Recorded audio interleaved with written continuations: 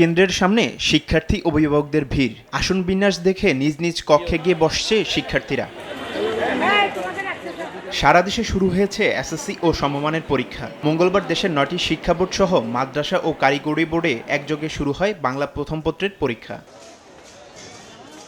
সকাল 10টায় শুরু হওয়া পরীক্ষা শেষ হয় বেলা 1টায়। প্রশ্ন নিয়ে ভিন্ন প্রতিক্রিয়া থাকলেও ভালো ফলের আশা সবার। আমরা প্রথমে একটু নার্ভাস ছিলাম যে কি হবে প্রথম পরীক্ষা লাইফের, তো প্রশ্ন দেখে সব কমন লাগছে আর খুব ভালো পরীক্ষা দিছি। পরীক্ষা ইনশাআল্লাহ ভালোই দিছি, ইনশাআল্লাহ A+ পাবো।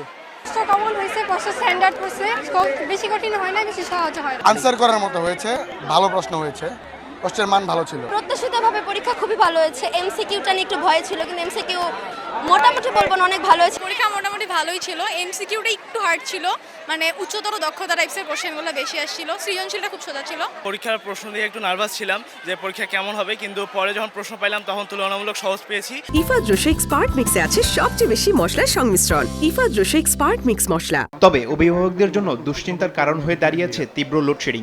গরম ও বিদ্যুৎ বিভ্রাটে শিক্ষার্থীদের প্রস্তুতি নেতিবাচক প্রভাব ফেলছে বলে জানান তারা।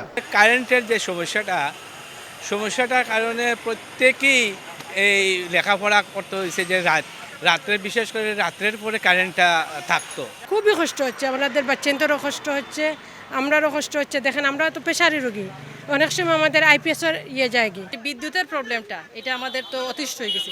বিশেষত এই এসএসসির সময়টা তাদের উচিত ছিল যে বিদ্যুৎটা কন্টিনিউ রাখাটা। সন্ধ্যাবেলা কারেন্ট নিয়ে যায়, সবসময় কারেন্ট নিয়ে যায়, বাচ্চাতে পড়তে পারেন না গড়বড় কারণে। এবার প্রশ্ন ফাঁস ও নকল ঠেকাতে সিসি ক্যামেরার আওতায় আনা হয়েছে কেন্দ্র। প্রশ্ন ফাঁসের ক্ষেত্রে এখানে যে বিষয়গুলো থাকে, প্রশ্নপত্র প্রণয়ন, মুদ্রণ, পরিবহন এবং বিতরণ, এই সকল পর্যায়ে সরকারের পক্ষ থেকে এবং আমাদের পক্ষ থেকে সর্বোচ্চ সতর্কতা অবলম্বন করা হয়েছে। যেভাবে কেন্দ্র পরিচালনা করা দরকার সেগুলো আমরা আগে থেকে নির্দেশনা দিয়েছি, সেভাবে হয়েছে। নতুন সংযোজন হয়েছে এবার সিসিটিভি। আগামী 10 মে শেষ হবে এসএসসি পরীক্ষার লিখিত পরীক্ষা, আর ব্যবহারিক পরীক্ষা শেষ হবে 14 জুন। তারিফ রহমান, সময় সংবাদ।